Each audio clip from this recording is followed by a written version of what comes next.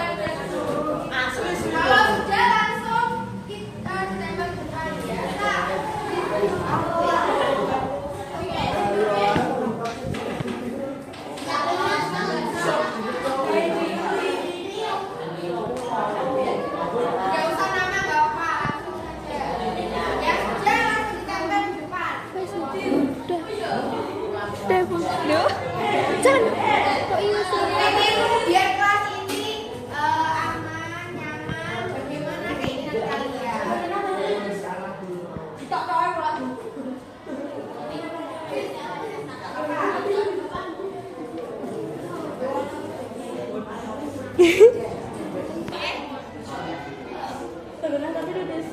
Enggak orang aku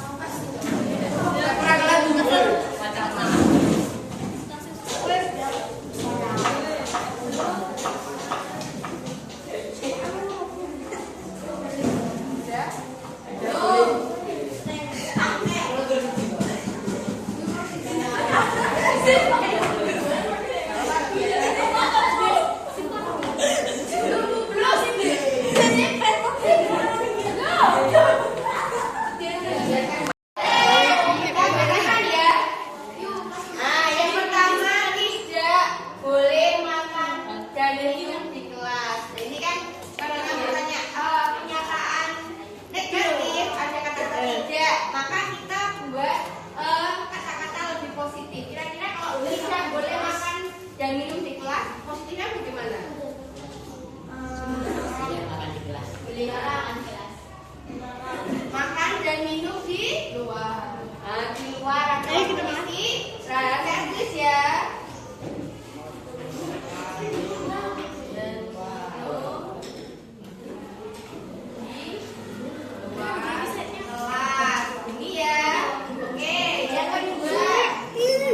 Tidak rame. Mengerjakan soal tepat waktu. Tidak rame berarti kata positifnya gimana? Tertib. Dilarang tertib. Tertib. Selain tertib, disiplin. Berarti bagaimana? Tidak rame. Tidak rame berarti disiplin saat di kelas. Berarti menjaga ucapan. Oke, yang ketiga, mengerjakan PR tepat waktu. Wah, berarti ada yang tidak tepat waktu ini mengerjakan PR.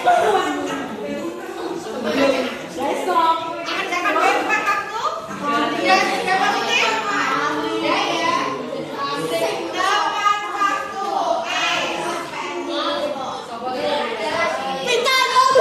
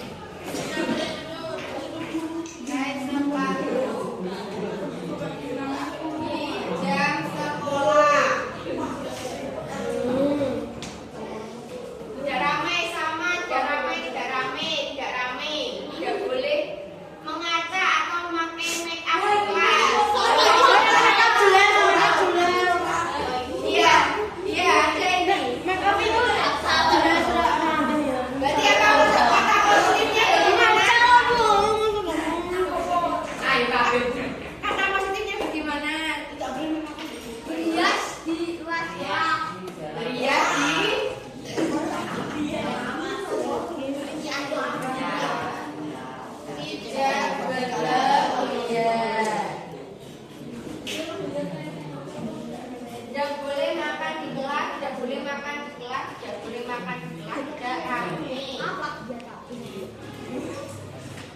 Kita nih gue tadi. Menjaga kerapian seragam. Nah ini berarti termasuk apa? Apa kira-kira? Menjaga kerapian sudah positif? Sudah.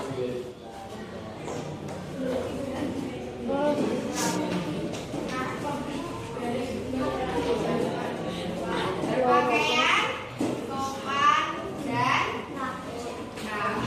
Oke, yang lainnya sama ya. Terima kasih. Kira-kira sama. Tidak boleh rapi juga. Oh ini menginginkan kelas yang bersih dan terhindar dari kotoran. Jika ada yang membawa sembarangan diberi sanksi. Tadi kata dokternya bagaimana? Menjaga kebersihan.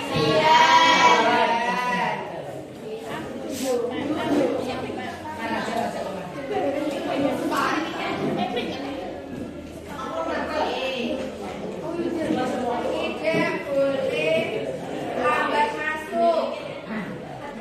Ada kelas 8D.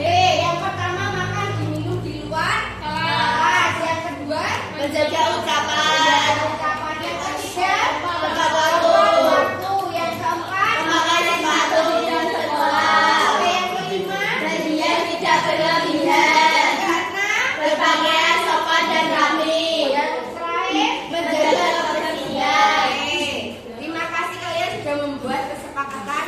Bisa dijaga sendiri kesepakatannya ya.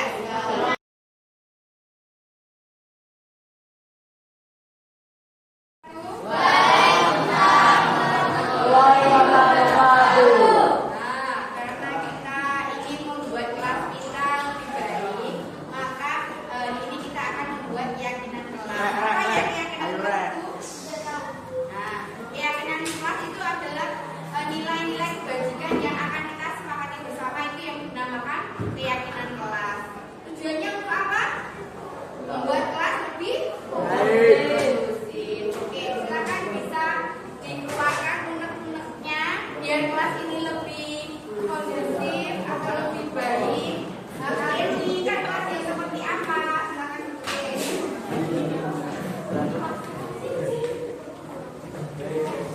Mau warna apa?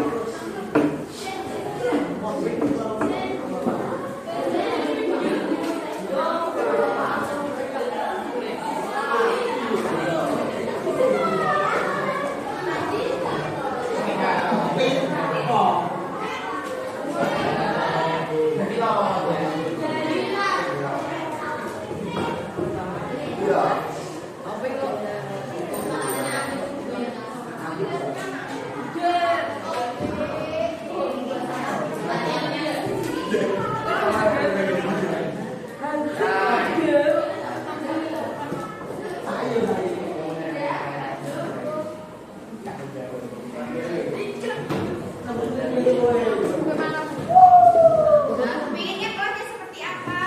Silakan ditulis. Kalau sudah silakan bisa ditempel di papan tulis. Rasa kayak gini dulu.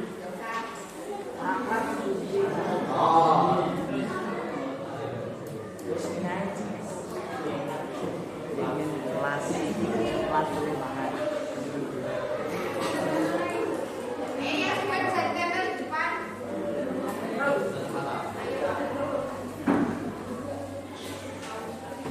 Sebanyak-banyak satu aja.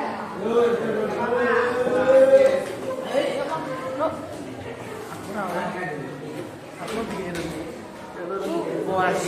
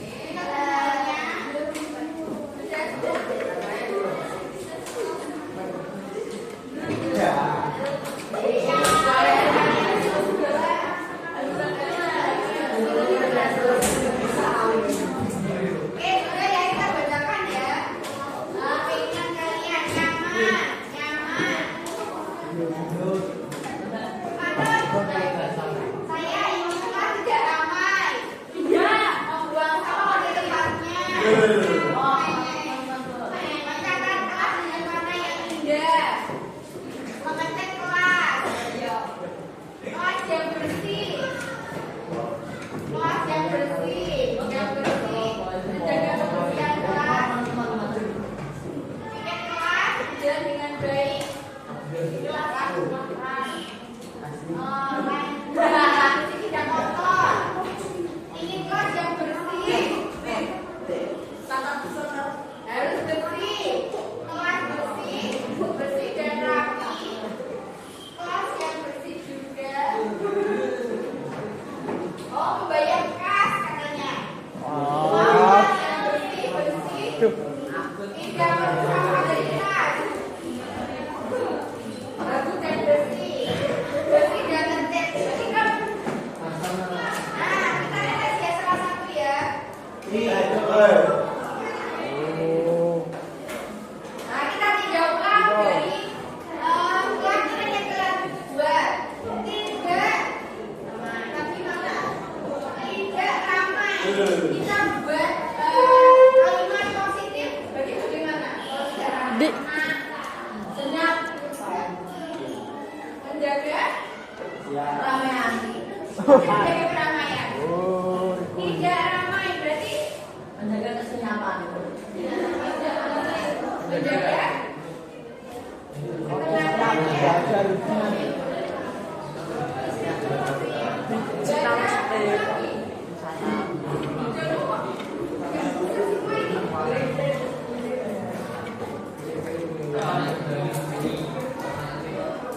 menjaga ketertiban berarti ya. Kemudian tidak kotor berarti menjaga kebersihan. Menjaga kebersihan.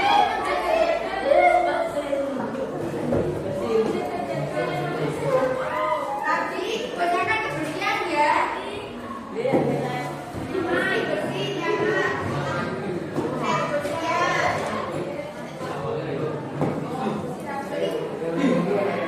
Semuanya sama ya. Semuanya pengen kelasnya bersih dan rapi. Berarti yang pertama jaga kebersihan. Kita hitam. Kebaikannya apa kalau jaga ketertiban? Hah? Tertib, masuk kelas. Kebersihan. Kebersihan. Kelas Menjaga kebersihan berarti dapat kata ini ya.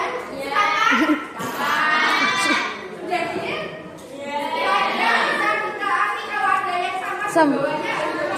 Sam. Tapi dia ya. Bawahnya ada sampah atau jalin. Ini saya minta ketua kelas sama pakir ke depan untuk tanda tangan di sini. Nanti kita tempelkan kertas plano ya. Ya. Apakah ini kita tulis lagi ya? Ayo. Arsi kursi nomor.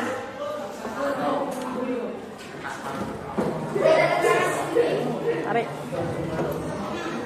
Nanti ditempel di kertas plano atau di kertas gambar. Ini saya anggap sebagai perwakilan kelas ya. Oke lagi. Oke,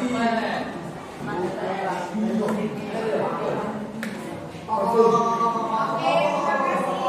Jadi kalian sudah membuat kesepakatan bahwa kelas ini harus bersih. Selain bersih harus tertib dan nyaman. Sepakat? Bisa? Berarti kalau ada temannya tidak tertib, apa yang kalian bisa?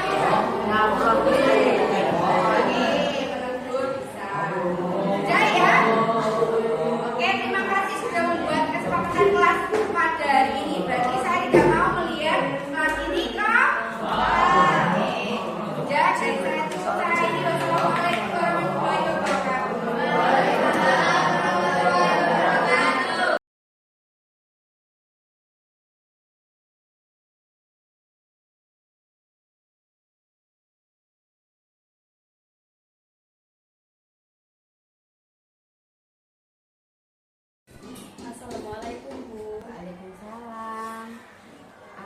apakah kamu tahu mengapa saya panggil kamu kemari? Kemarin waktu ujian semester kamu nyontek, Bu. Coba kamu ceritakan bagaimana kronologi kejadiannya. Ya, Bu. Jadi waktu itu saya membawa catatan kecil ke dalam ruangan penilaian akhir semester dan diketahui oleh pengawas ruang guru. Oh begitu, saya yakin tidak ada siswa yang sempurna. Kamu sudah baik mau mengakui kesalahan yang sudah kamu lakukan. Iya, Bu. Saya minta maaf. Kenapa kamu sampai mencontek? Karena pelajarannya begitu sulit, jadi saya memutuskan untuk membawa catatan kecil. Kami minta maaf, Bu. Tindakan itu benar atau salah? Salah, Bu. Saya tidak jujur dalam mengerjakan penilaian akhir semester. Untuk kedepannya, apa yang akan kamu lakukan saat ujian berlangsung? Saya akan belajar lebih tekun, Bu, dan bertanya kepada guru mapel apabila saya belum paham tentang materi pembelajaran. Bagus, Bapak Ibu guru pasti senang hati membantu kalian. Terima kasih, Bu. Ya, baik, jangan diulangi lagi ya. Iya, Bu. Ya, bisa kembali ke kelas. Assalamualaikum, Bu. Waalaikumsalam. Waalaikumsalam. Saya mendapat laporan bahwa kemarin kamu membolos saat Bapak Ibu guru sedang rapat. Apakah itu benar? Iya, Bu. Lalu kalian pergi kemana saat Bapak Ibu guru sedang rapat dan apa yang kamu lakukan? Saya pergi ke kafe, Bu. Baik, setiap orang pasti pernah melakukan kesalahan. Coba kamu pikirkan pergi ke kafe manfaatnya apa? Lalu membolos yang kamu lakukan kemarin itu benar atau salah? Salah, Bu. Saya sudah melanggar aturan dan membuat itu jelas dan juga bisa ditangkap oleh Satpol PP kalau ketahuan membolos. Kenapa kamu membolos? Kemarin saya bosan di kelas, kemudian ada teman yang mengajak untuk membolos, maka dari itu kami membolos. Sekarang kamu sudah sadar? Belum. Apakah masih akan membolos lagi? Sudah, Bu. Kami minta maaf, kami tidak akan membolos lagi. Untuk kedepannya, bila Bapak Ibu sedang rapat, apa yang akan kamu lakukan? Apakah kamu lakukan untuk memperbaiki kesalahan kamu? Saya akan meminta tugas ke guru mata pelajaran. Baik, semua orang itu akan mendapatkan pelajaran bermakna dari kesalahan yang sudah kamu lakukan. Iya, Bu. Terima kasih. Wassalamualaikum warahmatullahi wabarakatuh. Waalaikumsalam. Jangan diulangi lagi ya. Iya.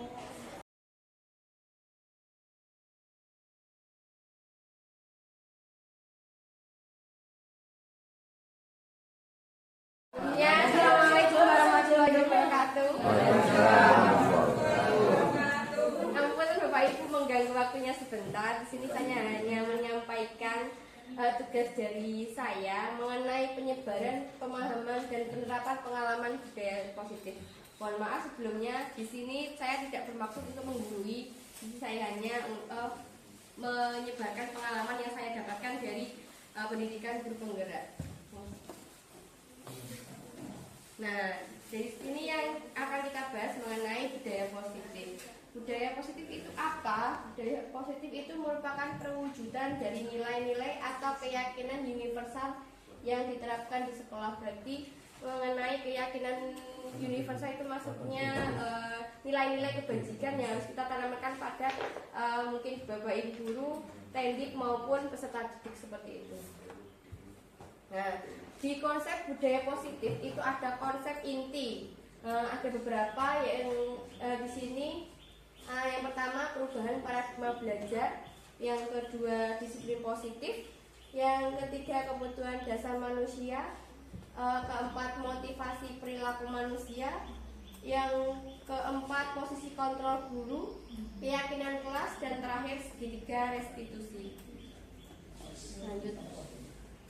Nah, yang pertama ini ada pembelajaran dengan paradigma baru, di mana pembelajaran ini dirancang dengan prinsip berdiferensiasi, sehingga para peserta didik belajar sesuai dengan kebutuhan untuk mewujudkan profil pelajar Pancasila. Jadi kita sebagai pendidik itu mengupayakan agar mereka bisa belajar sesuai kebutuhan mereka. Dan juga tak lupa untuk kebutuhannya untuk mewujudkan profil pelajar Pancasila yang sudah kita pelajari sedikit demi sedikit. Lanjut, Pak. Nah, ini profil pelajar Pancasila masih ingat Bapak Ibu?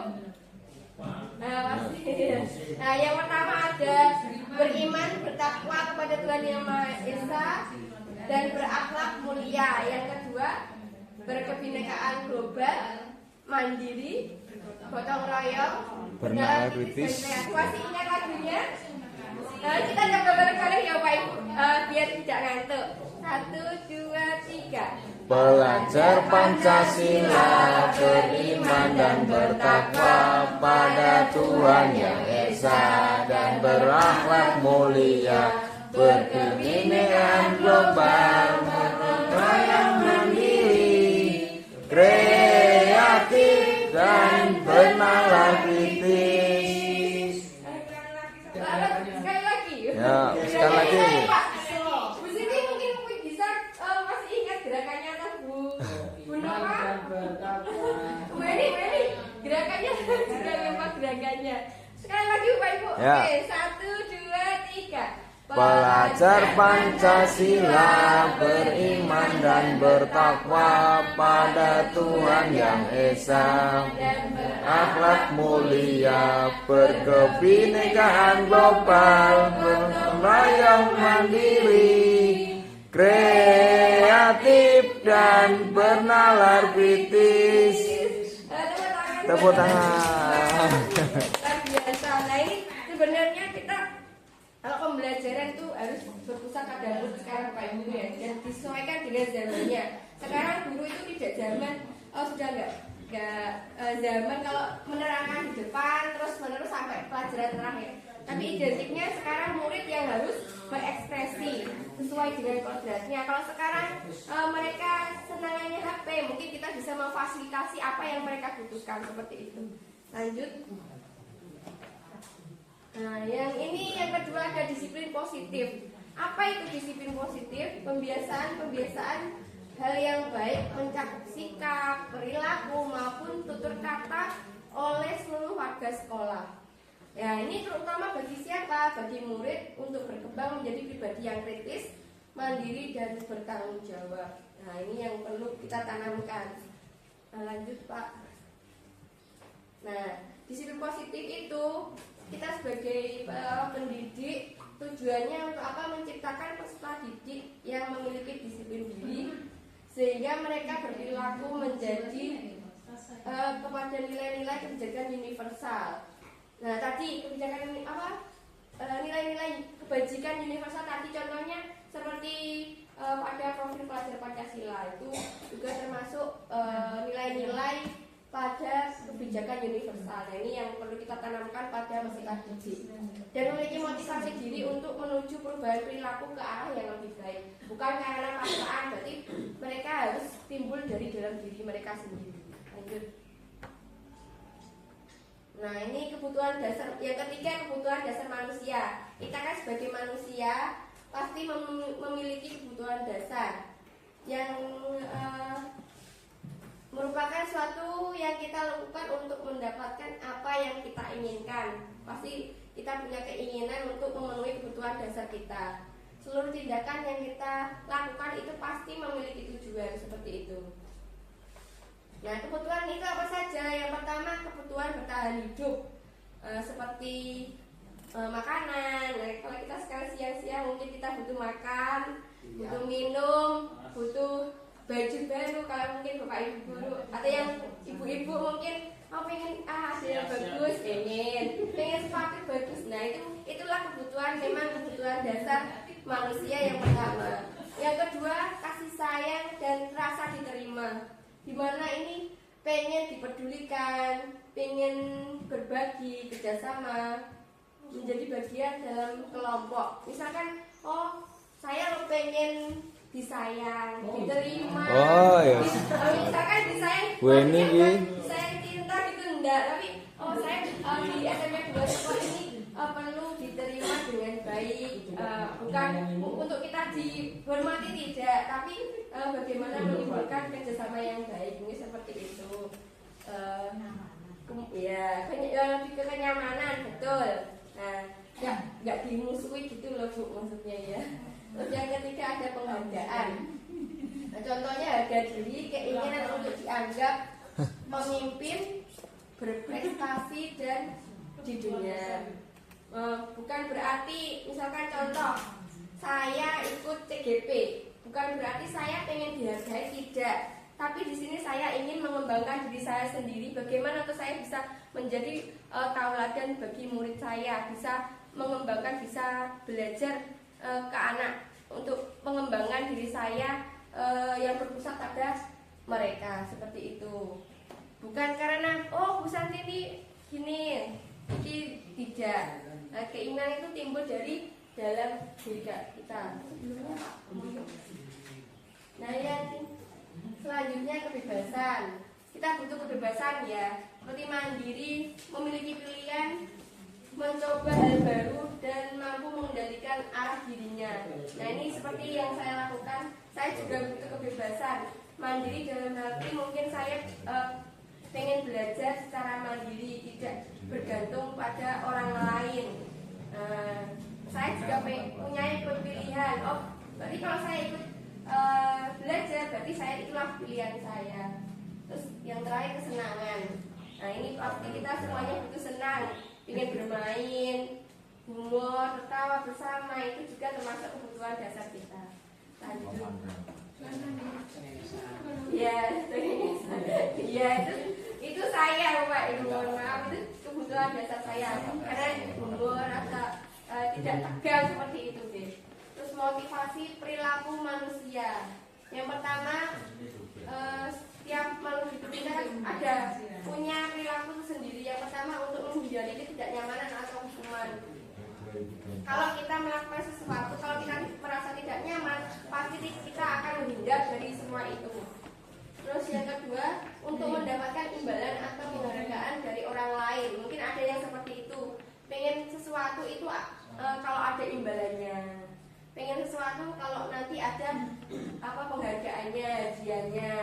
Itu termasuk perilaku manusia. Yang ketiga, untuk menjadi orang yang mereka inginkan dan menghargai diri sendiri dengan nilai-nilai yang mereka percaya.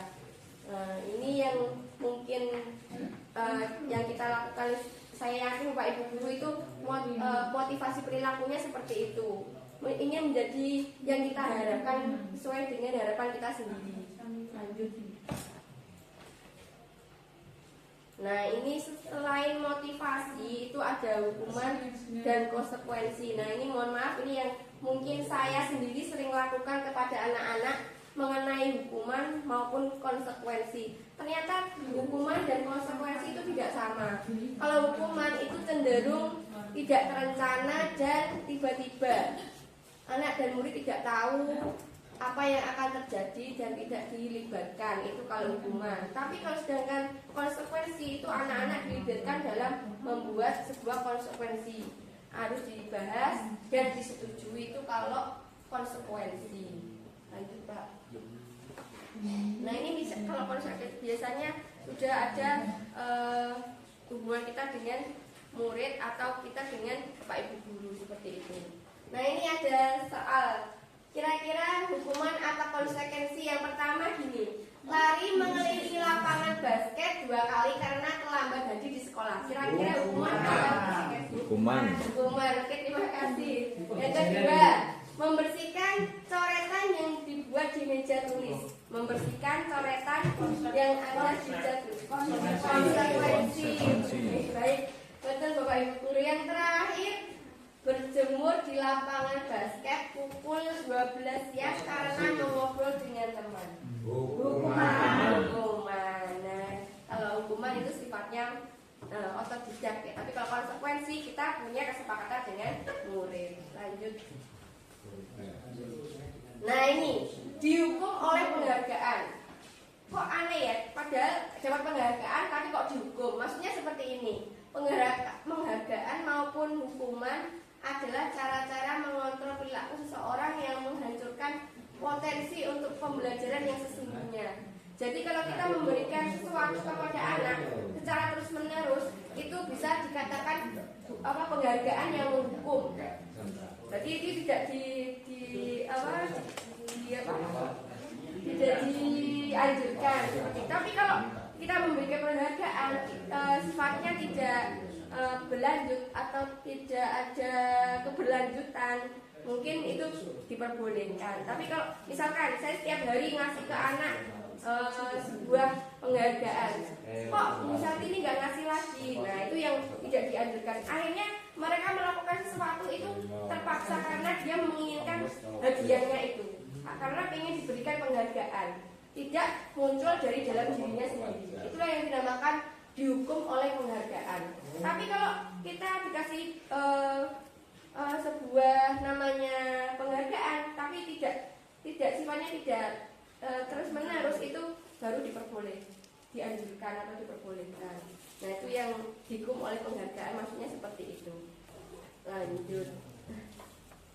Nah ini yang harus kita mungkin bisa kita terapkan Bapak Ibu, yaitu mengenai keyakinan kelas. Keyakinan kelas itu apa?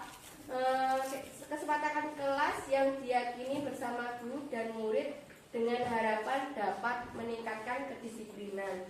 Jadi sebelum pembelajaran atau mungkin kita buat keyakinan kelas terlebih dahulu, biar pembelajaran itu bisa sesuai dengan apa yang kita harapkan. Nah ini pembentukan keyakinan kelas itu seperti ini. Keyakinan kelas itu sifatnya abstrak daripada peraturan yang lebih rinci dan konkret. Berarti abstrak, tidak serinci peraturan seperti itu. Yang kedua, keyakinan kelas berupa pernyataan-pernyataan universal. Yang ketiga, pernyataan keyakinan kelas senantiasa dibuat dalam bentuk positif. Contohnya, tidak membuang sampah sembarangan. Kalau kita buat kalimat positifnya bagaimana? Iya betul, membuang sampah pada tempatnya. Maksudnya seperti itu. Berarti kalimat-kalimat yang negatif itu kalau kita membuat keyakinan kelas itu dihilangkan kalimat-kalimat negatifnya. Kata-kata jangan, tidak, itu sebisa mungkin kita hilangkan menjadi kalimat-kalimat yang lebih positif. Itu kalau kita akan membuat keyakinan kelas dan mungkin lebih sedikit lebih singkat gitu. Ini tidak terlalu banyak sehingga mudah diingat oleh peserta didik, mudah dipahami. Itu keyakinan kelas. Keyakinan kelas sebaiknya sesuatu yang dapat diterapkan di lingkungan tersebut. Kalau bisa semua warga kelas hendaknya ikut berkontribusi dalam pembuatan keyakinan kelas. Mungkin bisa melalui curah pendapat. Kalau bersama anak didik, kalau kita melakukan dengan hati ke hati, mungkin mereka akan melontarkan apa yang mereka inginkan seperti itu. Nah ini untuk posisi kontrol guru. Nah ini yang sering saya lakukan. Ternyata itu setelah mempelajari modul ini, saya ini termasuk yang sering melakukan. Nah, posisi kontrol guru itu ada 5. Yang pertama, membuat merasa bersalah. Nah ini menggunakan keheningan. Biasanya kalau kita itu buat suasana hening, kemudian membuat merasa tidak nyaman, membuat anak itu merasa bersalah dan rendah diri. Ternyata itu tidak diperbolehkan atau tidak dianjurkan karena bisa membunuh mental anak itu sendiri. Contohnya kata-katanya seperti ini. Bapak sangat kecewa sekali dengan kamu. Itu ternyata bisa membunuh anak, bisa membuat mereka rendah diri. Oh ternyata aku salah telah melakukan seperti itu. Nah ini yang kedua, berapa kali Bapak harus memberitahu kamu ya. Nah ini juga ternyata kalimat-kalimat yang membuat mereka merasa bersalah. Padahal kita niatnya dengan hening, suasana hening, tapi ternyata itu salah. Yang ketiga, gimana coba kalau orang tua kamu tahu kamu berbuat begini? Nah itu juga termasuk membuat merasa bersalah. Nah di posisi ini murid akan memiliki penilaian diri yang buruk terhadap diri mereka sendiri.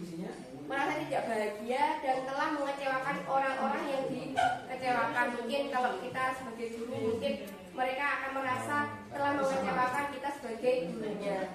Lanjut. Yang kedua, penghukum. Nah, ini yang salah ya. Seorang penghukum biasanya menggunakan hukuman fisik atau verbal. Contohnya, patuhi aturan saya atau awas kamu, misalkan gitu. Kamu selalu saja salah. Ternyata itu juga termasuk penghukum, Bapak Ibu.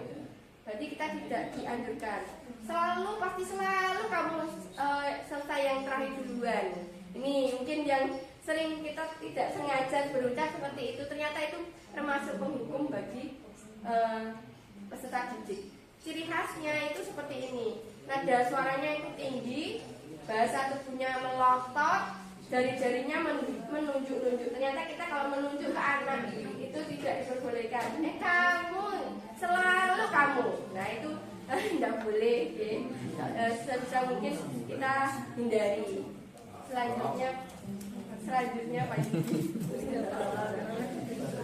Nah ini teman, ini yang sering saya lakukan bersama anak-anak. Mereka menganggap saya itu sebagai teman mereka. Bu, kok nggak masuk Bu? Gini, diajar misalnya ya kalau nggak diajar gini. Ternyata itu menimbulkan ketergantungan. Maksudnya gini, teman tidak menyakiti. Walaupun kita sebagai teman itu tidak menyakiti murid, tapi berupaya mengontrol murid itu melalui pendekatan persuasif. Posisi teman pada guru bisa berdampak negatif atau berdampak positif. Dampak positifnya itu berhubungan dengan baik terjalin antara guru dan murid. Mungkin memang saya sama anak-anak itu hubungannya mungkin ada yang senang positif gitu. Tapi negatifnya itu bila sesuatu atau saat guru tersebut tidak membantu murid, mereka akan kecewa dan berkata seperti ini. Saya pikir Bu Santini itu loh teman saya. Ternyata posisi negatifnya seperti itu. Nah, contoh kalimatnya seperti ini. Ayolah bantu demi ibu ya. Mungkin seperti itu termasuk kita menganggap mereka teman.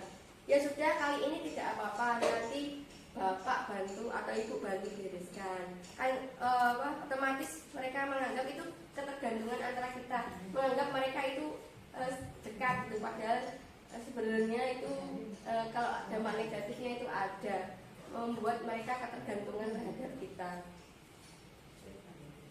Lanjut Pak. Nah, yang selanjutnya pemantau. Kalau pemantau itu seperti mengawasi. Saat kita mengawasi, kita bertanggung jawab atas perilaku orang-orang yang kita awasi. Pertanyaannya, peraturan apa? Kamu nggak tahu peraturan ini, apa yang telah kamu lakukan? Nah, itu posisi pemantau. Sanksi atau konsekuensinya apa? Itu juga termasuk pemantau. Kalau seorang pemantau itu sangat mengandalkan perhitungan atau catatan. Oh, kamu kemarin tidak mengikuti ini, ada catatannya. Itu termasuk pemantau. Guru tidak menunjukkan emosi yang berlebihan menjadi marah atau membuat bersalah, tapi murid dibuat tidak nyaman. Lanjut Pak.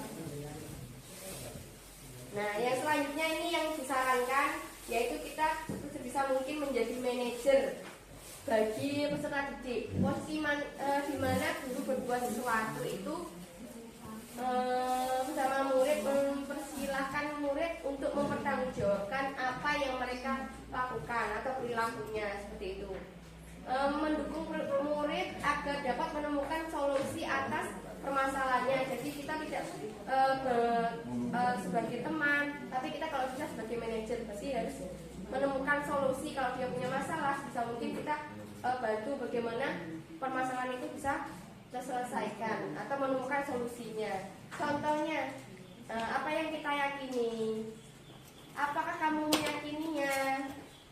Jika kamu meyakini, apakah kamu bersedia memperbaikinya? Berarti ada kalimat-kalimat seperti itu jika kita bertindak sebagai manajer. Tugas kita itu bukan untuk mengatur, tapi membimbing untuk mendapatkan solusi yang atas permasalahan atau dalam peserta didik itu sendiri. Nah, ini yang mungkin perlu dipelajari lagi mengenai segitiga restitusi. Jika kita memiliki apa ya? Jika murid kita mempunyai kesalahan, sebaiknya kita selesaikan dengan menggunakan segitiga restitusi. Apa itu segitiga restitusi? Segitiga restitusi itu suatu proses dialog yang dijalankan guru atau orang tua agar dapat menghasilkan murid yang mandiri dan bertanggung jawab. Nah, berarti kalau ada masalah itu bisa mungkin ada tahapannya. Restitusi itu bukan hukum, tapi untuk belajar dari kesalahan itu sendiri. Lanjut.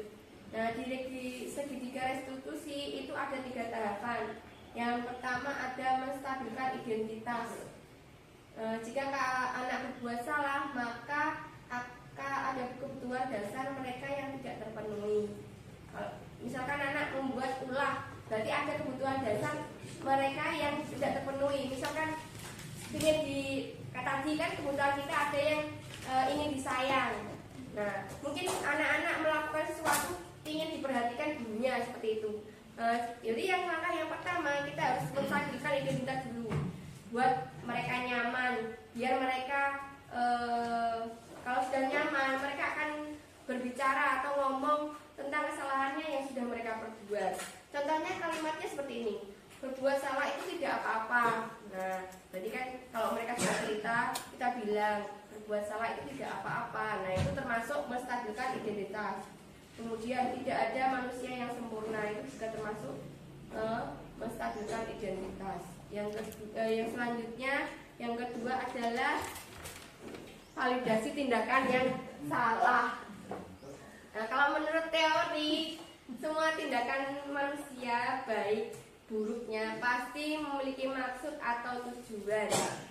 Yang diperlukan adalah kita memahami alasan melakukan hal tersebut sehingga anak merasa dipahami. Contohnya, kamu pasti punya alasan mengapa kamu melakukan ini. Misalkan mereka mencoret-coret dinding, pasti dia punya alasan kenapa kok dia mencoret-coret dinding. Nah itu kita galinya di validasi tindakan. Kenapa kok kamu ini?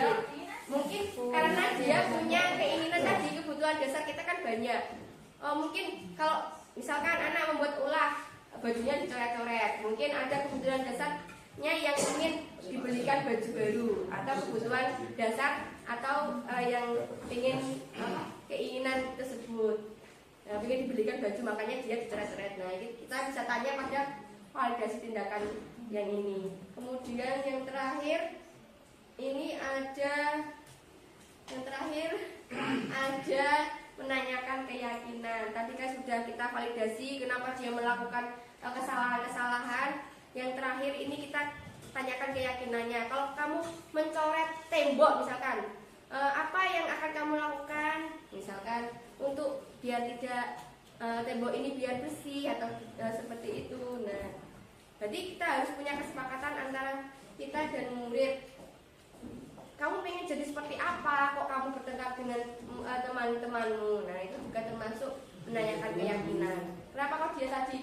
Ya, nah itu di akhirnya kan kalau kita berhasil, mereka akan sadar, oh ternyata saya berbuat tadi itu salah. Oh, berarti kalau ini berhasil maka mereka akan tidak mengulangi apa yang mereka perbuat seperti itu. Nah, itu jadi 3 restitusi yang mungkin kalau ada permasalahan yang bisa kita terapkan pada peserta didik kita.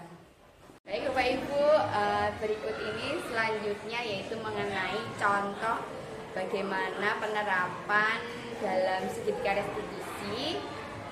Ini ada contohnya bagaimana kita menangani dalam penanganan menggunakan segitiga restitusi. Bisa kita saksikan.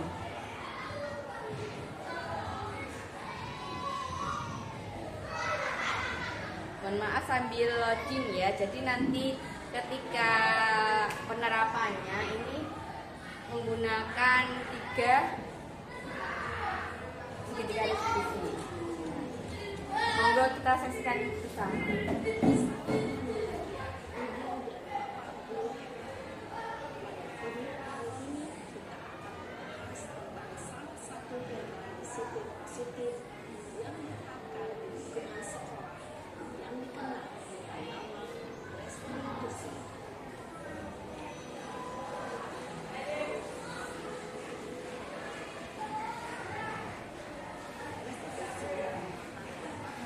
restitusi itu dikembangkan oleh pakar pendidikan namanya Jane Gasson berdasarkan teori Colton William Glasser. Nah, restitusi itu suatu proses dialog dijalankan oleh guru atau orang tua agar menghasilkan murid yang mandiri dan bertanggung jawab, seperti yang sudah saya terangkan sebelumnya. Nah, ini dikembangkan karena untuk motivasi intrinsik pada peserta.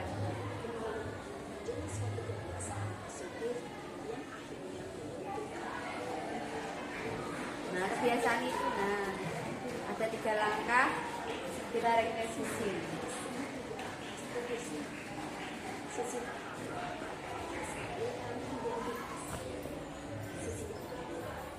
Yang pertama mencerita identitas, yang kedua validasi tindakan yang salah, yang ketiga adalah menanyakan keyakinan. Nah, ini ada sebuah kasus, Bapak Ibu bisa saksikan bagaimana penanganan dalam kasus menggunakan segitiga restitusi.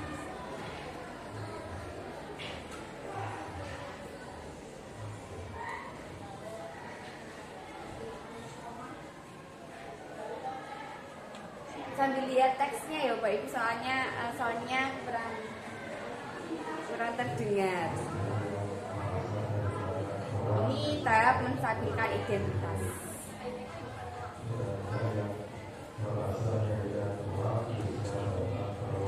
Nah, ini kamu pasti marah dan kesal sebagai tukang fitnah. Ini termasuk dalam menstabilkan identitas. Nah, kemudian validasi tindakan salah. Ini tahap validasi tindakan yang salah. Nah, ini termasuk, oh begitu, pasti kamu melakukan seperti itu karena punya maksud. Nah, pasti kamu mempertahankan sesuatu yang penting untuk kamu. Itu termasuk validasi tindakan yang salah.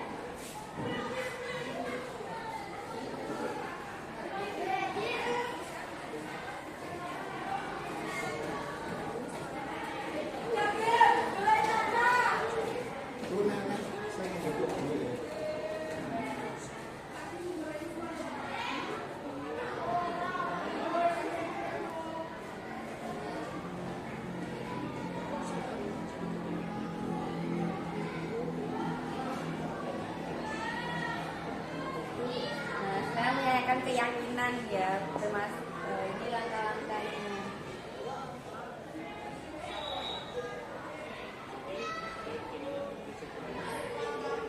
Ini menanyakan sesuai keyakinan kamu ndak, ini termasuk menanyakan keyakinan.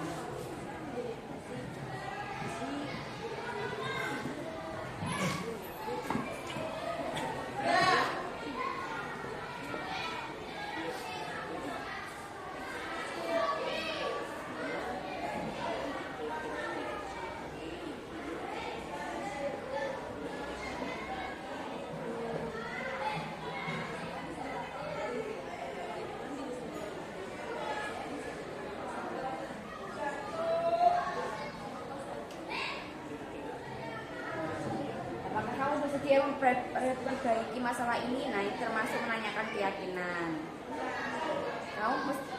Kamu menjadi orang yang seperti apa? Itu juga termasuk menanyakan keyakinan.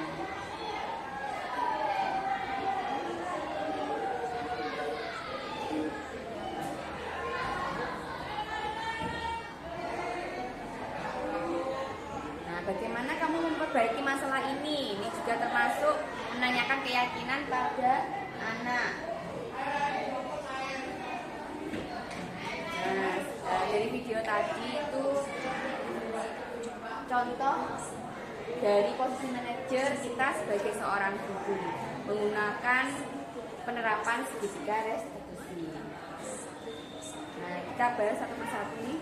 Nah, kita sambil belajar lagi mengenai segitiga restitusi. Nah, yang pertama sisi menstabilkan identitas. Berdasarkan prinsip membuat kesalahan, bagian dari proses pembelajaran. Yang kedua, berperan menggeser identitas murid dari identitas gagal ke identitas yang sukses. Nah, untuk yang ketiga, jangan mengkritik murid yang sedang mengalami identitas gagal. Itu sangat tidak diperkenankan karena akan membuat mereka menjadi down. Nah, ini bisa ajukan pertanyaannya. Yang pertama mungkin membuat kesalahan sesuatu yang wajar, itu bisa. Yang kedua, manusia tidak ada yang sempurna. Yang ketiga, kita bisa memperbaiki masalah ini. Yang keempat, saya tidak menanyakan kesalahan tetapi fokus memperbaiki masalah ini. Nah, ini pertanyaan-pertanyaan. Yang kelima, apakah saat ini kamu tengah menjadi orang yang baik untuk dirimu sendiri? Nah, itu juga termasuk pertanyaan yang bisa kita ajukan untuk identitas. Yang kedua, validasi tindakan masalah. Untuk apa? Berdasarkan prinsip perilaku berupa memenuhi suatu kebutuhan tertentu. Nah, dari ini guru akan bergeser pemikiran stimulasi respon menjadi proaktif. Seperti itu. Yang ketiga, menggali dan mengakui kebutuhan murid untuk memperbaiki hubungan dengan murid. Jadi kita melakukan validasi ini bisa memperbaiki hubungan dengan murid. Pernyataan disampaikan dengan nada suara tidak menghakimi. Jadi kita nggak boleh bersifat menghakimi atau ketika kita mengajukan pertanyaan ke anak. Nah, jika pertanyaannya ini ada banyak, kamu bisa saja bertindak lebih gegabah, lebih dari ini lagi. Kamu bukan melakukan tanpa suatu alasan tertentu.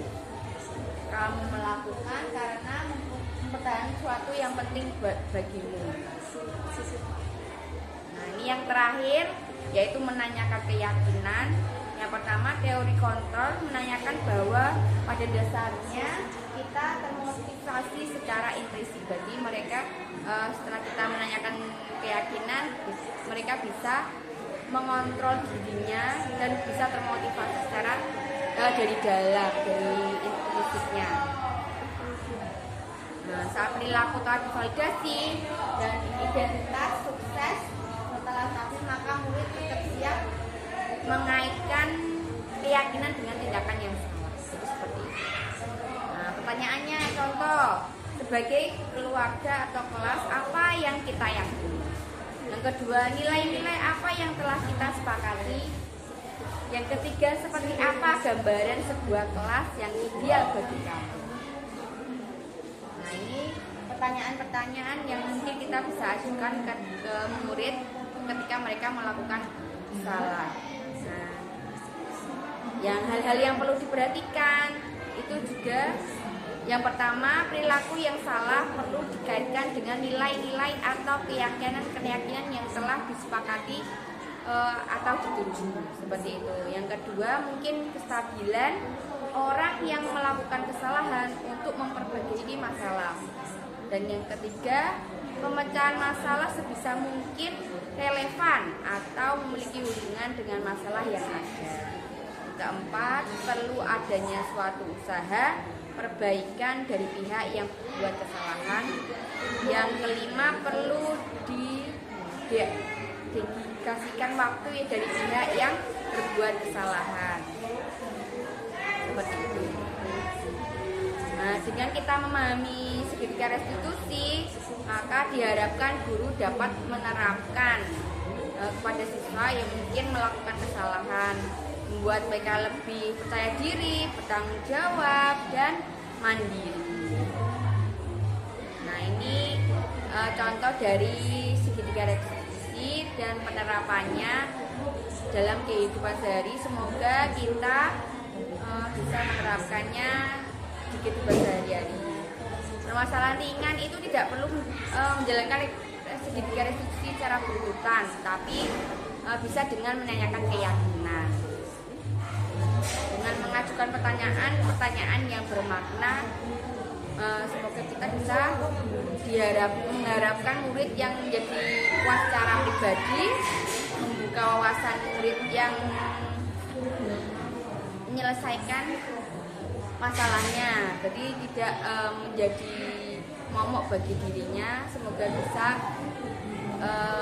menyelesaikan masalah-masalah yang ada pada murid.